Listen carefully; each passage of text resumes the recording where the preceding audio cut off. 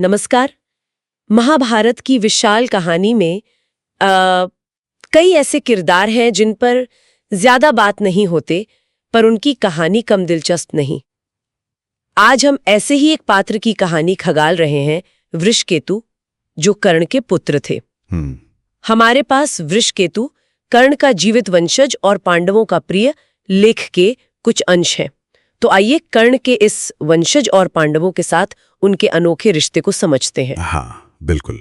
वृषकेतु की कहानी वाकई बहुत महत्वपूर्ण है। ये सिर्फ कर्ण की विरासत की बात नहीं है, बल्कि इसमें युद्ध के बाद पांडवों का वो पश्चाताप, वो सब जुड़ा है। ये कहानी दिखाती है कि कैसे भयानक दुश्मनी के बाद भी रिश्ते बन सकते हैं, बदल सकते हैं। तो शुरुआत करते हैं परिचय से। वृषकेतु कौन थे? मतलब कर्ण के तो कई पुत्र थे। हाँ, वृषकेतु कर्ण और वृषाली के सबसे छोटे पुत्र थे और अपने पिता कर्ण की तरह ही वो भी काफी वीर थे, धनुर्विद्या में निपुण। अच्छा। एक दिलचस्प बात यह है कि महाभारत युद्ध में कर्ण ने अपने लगभग सभी बेटों को भेजा था लड़ने, पर वृषकेतु को रोक लिया। क्यों? क्या वजह थी?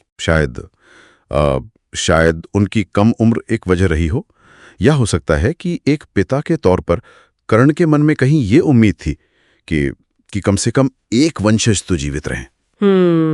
और जाहिर है जब उन्हें पिता की मृत्यु का पता चला होगा। हाँ बिल्कुल, वो बहुत दुखी थे और उनमें बदले की भावना भी थी, स्वाभाविक है।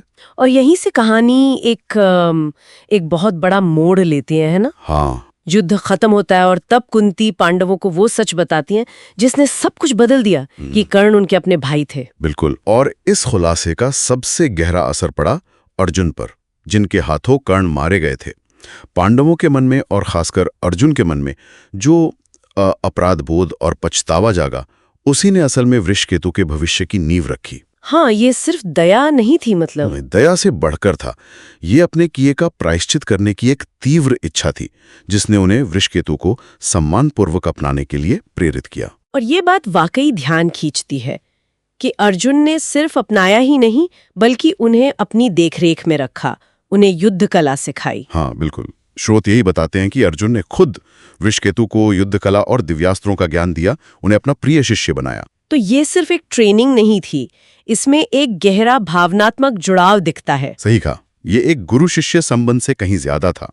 आप कह सकते हैं कि ये अर्जुन के गहरे पश्चाताप का एक व्यवहारिक रूप था, अपने हाथों मारे गए भाई के बेटे को सर्वश्रेष्ठ योद्धा बनाने का एक संकल्प जैसा। और ये सम्मान सिर्फ व्यक्तिगत नहीं था, मतलब उन्हें राज्य भी दिया गया। हाँ बिल्कुल। पांडवों के राज्याभिषेक के बाद अर्जुन ने ही वृषकेतु को अंग देश का राजा नियुक्त किया।